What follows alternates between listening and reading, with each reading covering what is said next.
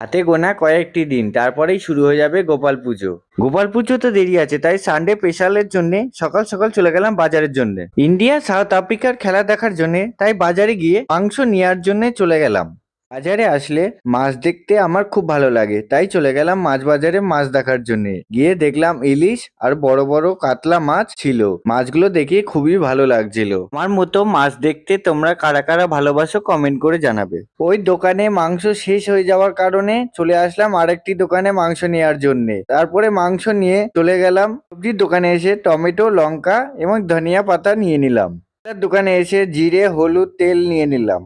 তো ফাইনালি আমার বাজার করা কমপ্লিট হলো। তো বাড়িতে এসে মাকে বাজারের ব্যাগটি দিয়ে দিলাম। এবার রাতের অপেক্ষা খেলা দেখার জন্যে। দুপুরবেলা মাংস হয়ে যাওয়াতে গরম গরম মাংস ভাত খেয়ে নিলাম। খাওয়া কমপ্লিট করে চলে গেলাম দোকানের দিকে। তারপর দোকান থেকে বাড়িতে চলে আসলাম। বাড়ির পাশে টিভি ফিট করা হয়েছিল খেলা দেখার জন্য। তো এখানে অনেকজন এসেছিল খেলা দেখার জন্য। সাউথ আফ্রিকার ব্যাটিং শেষ হয়ে যাওয়াতে আমি চলে আসলাম বাড়িতে। তো এরপর ইন্ডিয়া ব্যাটিং করবে। তো বন্ধুরা, ভিডিওটি এই পর্যন্ত। ভিডিওটি ভালো লাগলে চ্যানেলটি সাবস্ক্রাইব করতে ভুলবেন না। নমস্কার।